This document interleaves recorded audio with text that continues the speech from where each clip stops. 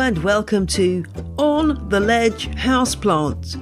No, that's not what it's called.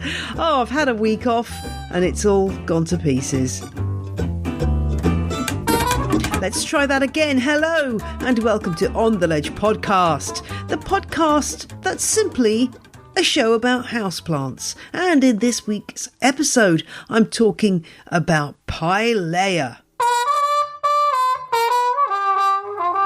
Join me in a round of applause for Cara and Megan, who've both become Ledge Ends this week, joining the clan of Patreon supporters. Thank you very much to you too. And if you want to find out about becoming a Patreon supporter of this here show, check out the show notes at janeperrone.com. My newsletter, The Plant Ledger, is out this lunchtime. It's gone, it's out there, but you can still read it online if you go to janeperrone.com/ledger. All 17 editions of the newsletter are available online to read if for some reason you don't want to subscribe. And I thought I'd just bring you a couple of headlines from that newsletter to give you a taster of the kind of things that I talk about. So in news terms, there's an interesting story about a company called Neoplants, a startup in France, and they have released the Neo P1, which is a genetically modified Epipremnum aureum, or devil's ivy, or golden pothos, depending on your preference. That's been genetically modified to remove VOCs, volatile organic compounds, basically pollutants, from the air at a rate 30 times higher than any other houseplant. Well, that's what the press release says anyway. This is not the first time it's been done, but it is the first time, I think, as far as I can see, that a company is trying to sell these plants to you and I. I think you can get on a waiting list right now for one, but they do cost $179.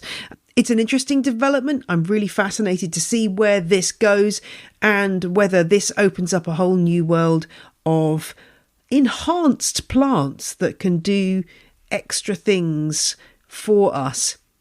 But as I discovered writing my book, Legends of the Leaf, which is out next year, there are loads of things that houseplant species can do right now without being genetically modified that are amazing, that we're only just cottoning onto. So I hope there's going to be more research into those things too. So that's everything from dealing with soil pollution, removal of heavy metals from the soil using species like Sansevieria, to researching materials that stay clean using the qualities that some plants have known as superhydrophobicity, so they can just bounce water off. You may know that the lotus plant is probably the poster plant for this particular skill, but Oxalis triangularis also has superhydrophobicity too.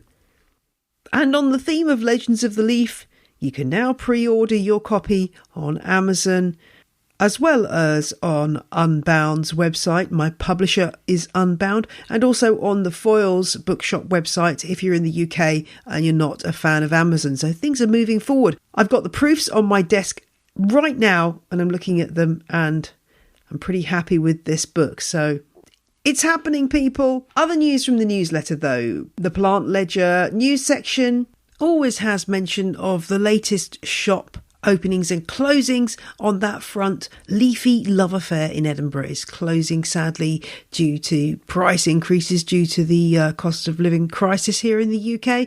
Meanwhile, Windowsill Plants is moving to its first permanent premises in Market Harborough, which is in Leicestershire, having been a pop-up and market-based operation up till now. So congratulations to the owner of that business, Susie Lickman. And if you want more news from the UK houseplant scene, do go and check out the Plant Ledger.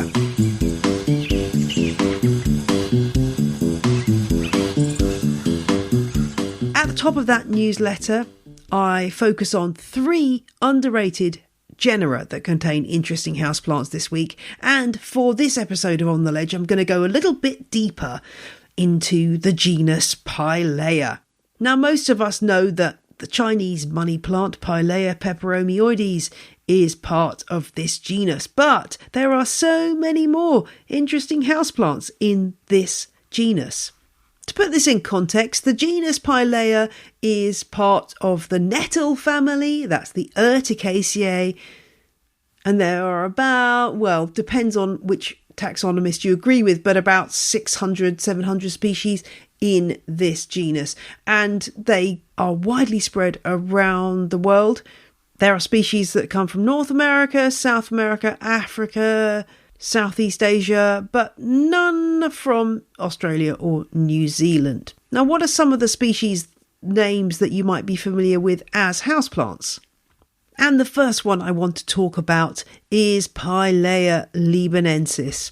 This, I reckon, is probably the second most popular Pilea species. I don't have any firm data to back that up, but that's my gut feeling, because I tend to see this one about more than the other members of this genus, aside from obviously the all-conquering Chinese money plant. Pilea libanensis is often misidentified. I think it's got a little bit better. People have realised that it is not Pilea glauca or Pilea glaucophylla. Both of those names are taxonomically incorrect, but Pilea libanensis is the proper name, and it's often marketed as silver sprinkles or baby's tears sometimes.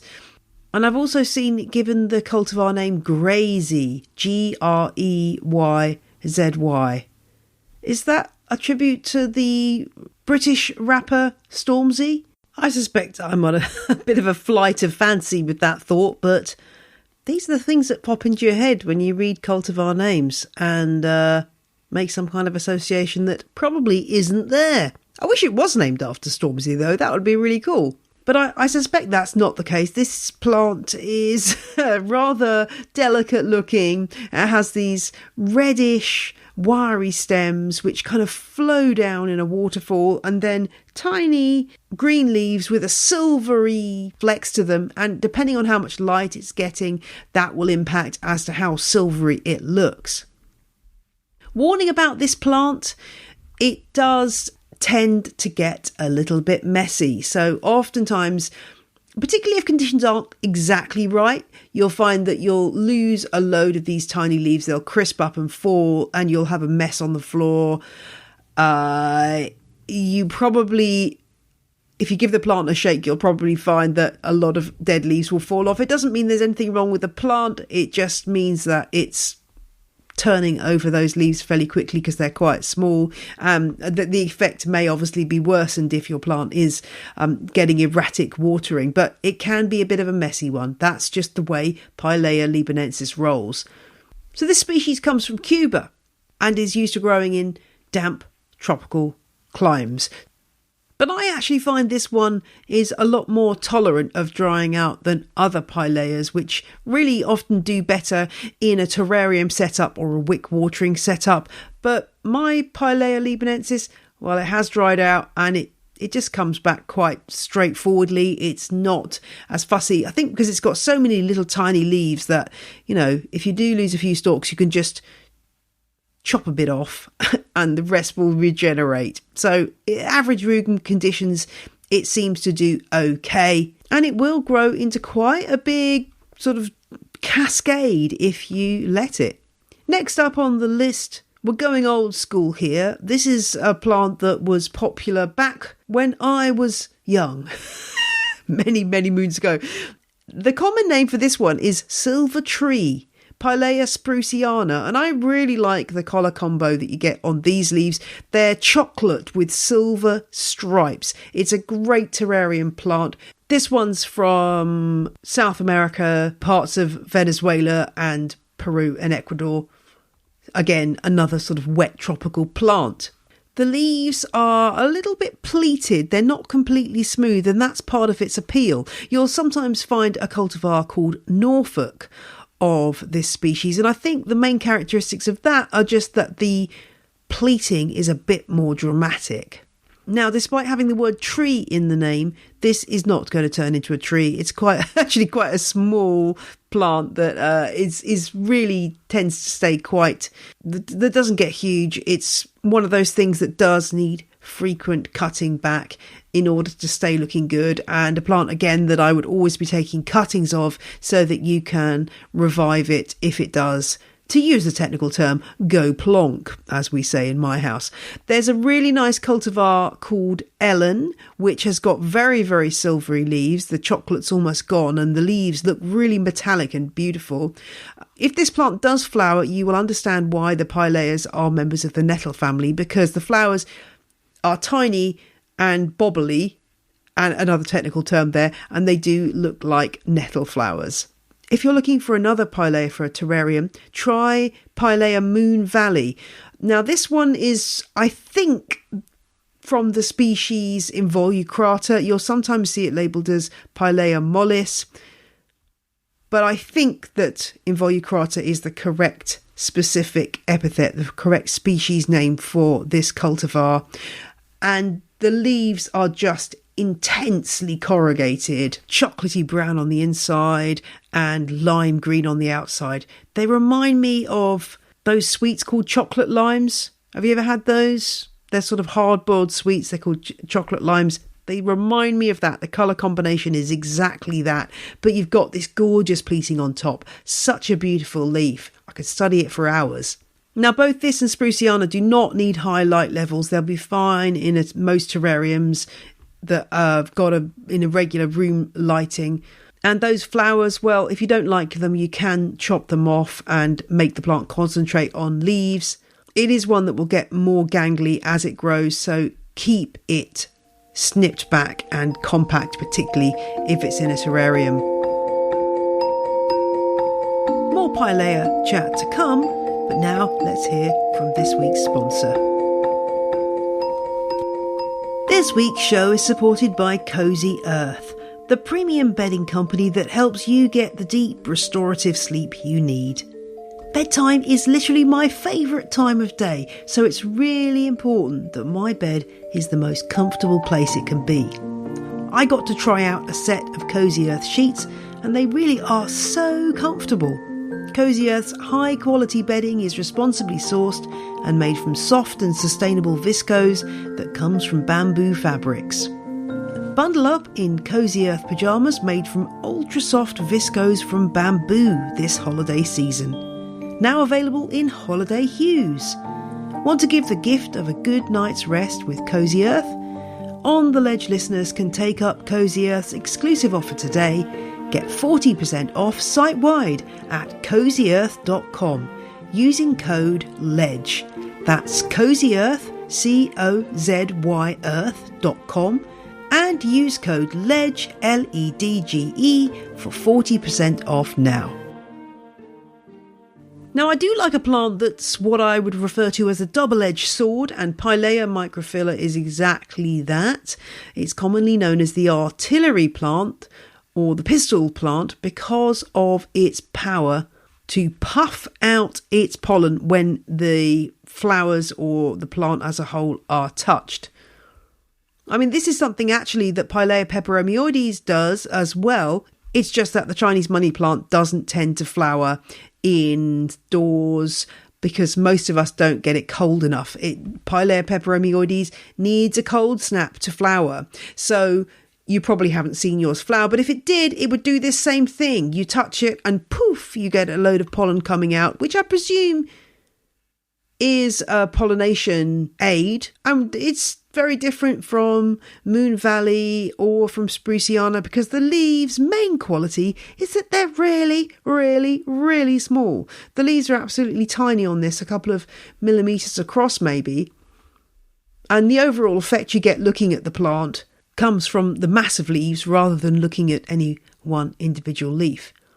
There are a few different cultivars. You'll find a variegated version called, you guessed it, variegata. If you like the sort of pink plant theme, then variegata is tinged pink too, and I think there are some larger leaved cultivars of this around too. It's not that easy to find though. Funnily enough, it is a bit of a curse of nursery people because it will seed around everywhere if grown in the nursery, so it's seen as a bit of a weed, and you will find it occasionally in garden centres, but it's not that easy to lay your hands on these days for some reason, like so many of these species in the Pilea genus.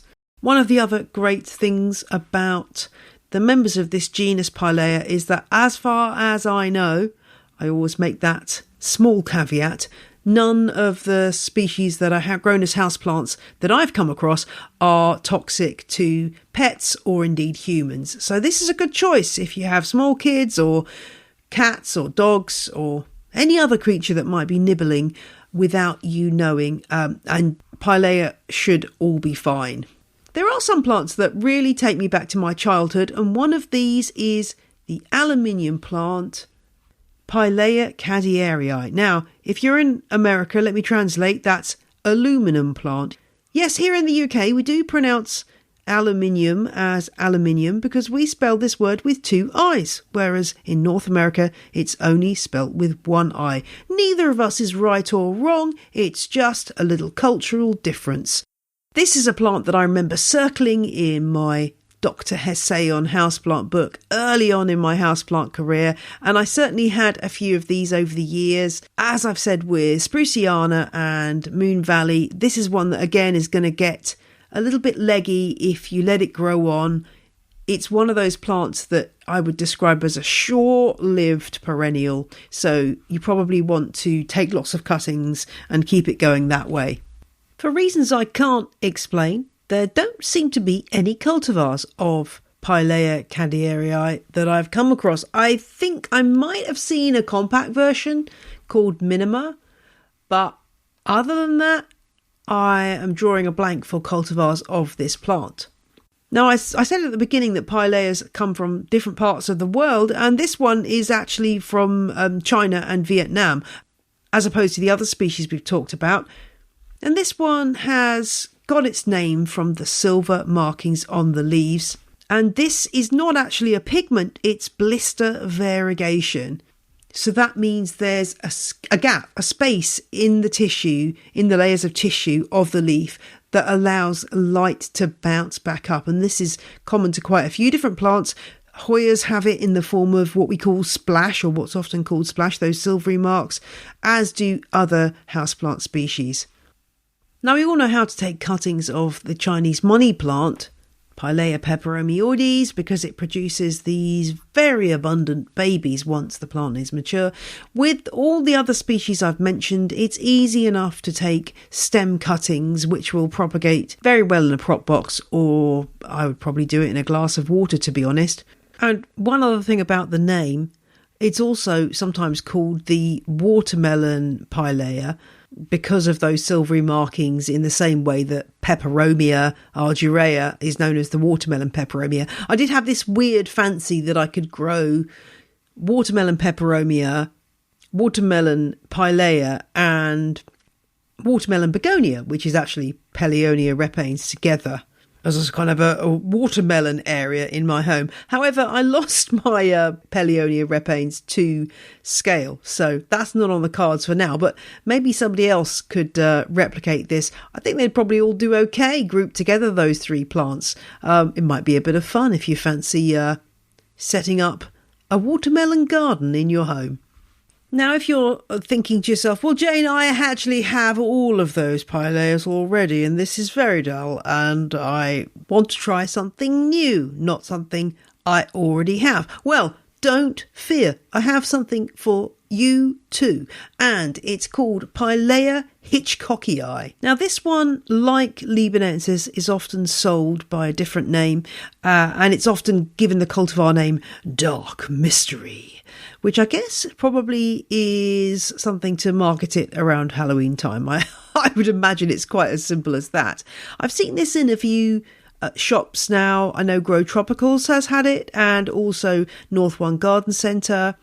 And you can see why it's called Dark Mystery. The leaves are a dark, reddy, chocolatey colour with tones of silver in there as well, and they're longer and almost fern looking actually, but no, this is definitely a Pilea, and this one is native to Colombia and Ecuador, similar conditions to Spruciana.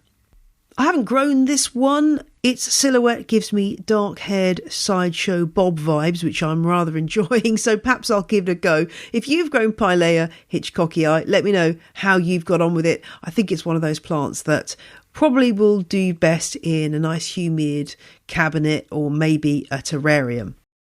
So that's my roundup of delicious Pilea species to grow as houseplants. What have I left out? Tell me in an email today. I'd love to hear from you. It's ontheledgepodcast@gmail.com.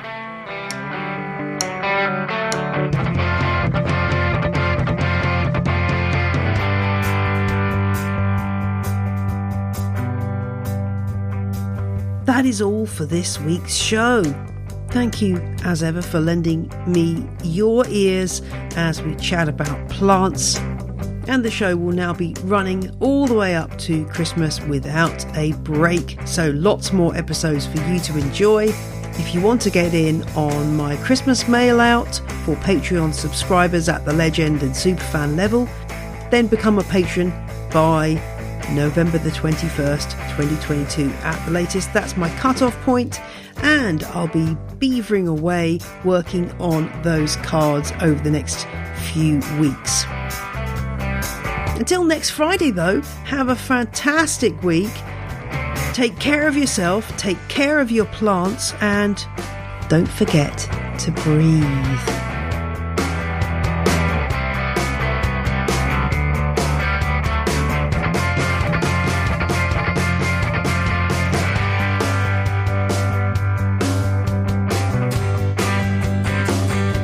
Music you heard in this episode was Roll Jordan Roll by the Joy Drops, The Road We Used to Travel When We Were Young by Komiku, and Sundown by Josh Woodward.